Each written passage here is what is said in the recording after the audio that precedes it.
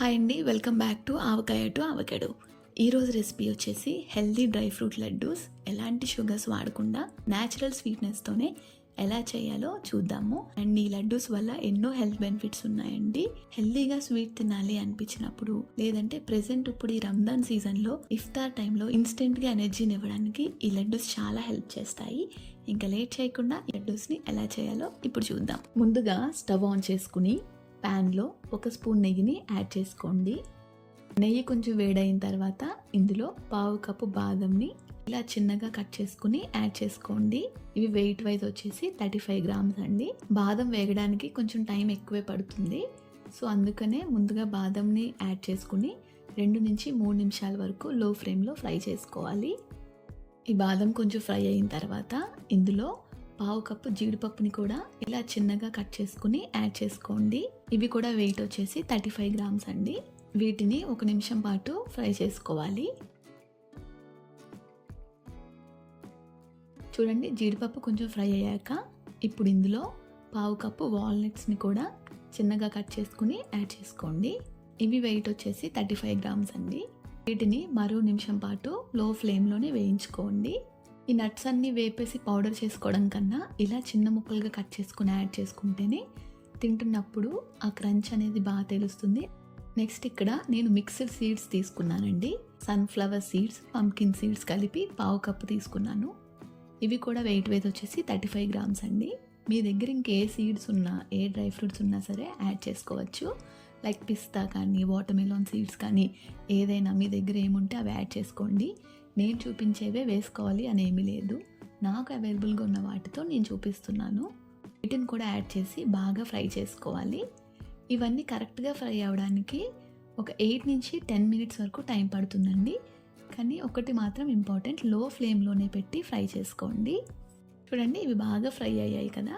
ఇప్పుడు stove off చేసుకుని వీటిని వేరే ప్లేట్లోకి తీసుకుని పూర్తిగా చల్లారనివ్వాలి.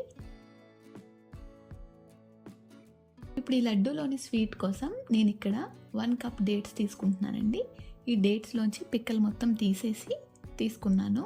వెయిట్ వైజ్ వచ్చేసి 150 నుంచి 160 గ్రామ్స్ వరకు ఉంటాయండి. అలానే 2 టీ స్పూన్స్ కిస్మిస్ని కూడా తీసుకున్నానండి. ఇప్పుడు ఈ రెండింటిని మిక్సర్ జార్లో యాడ్ చేసుకుని స్లోగా పల్స్ మోడ్లో గ్రైండ్ చేసుకోవాలి.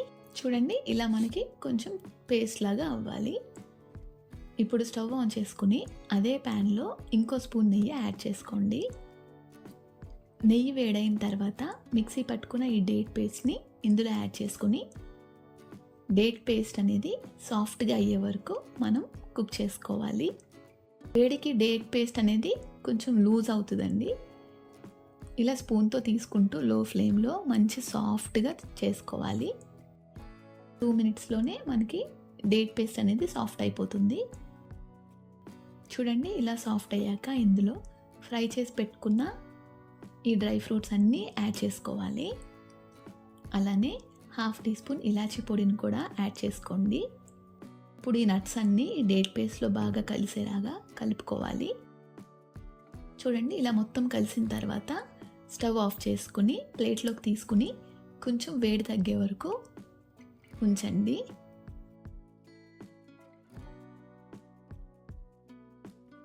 ఇప్పుడు ఈ మిక్స్చర్ అంతా గోరువెచ్చగా ఉన్నప్పుడే బాగా కలుపుకుని మనకి ఏ సైజు ఉండలు కావాలో ఆ సైజులో చేసుకోవడమేనండి.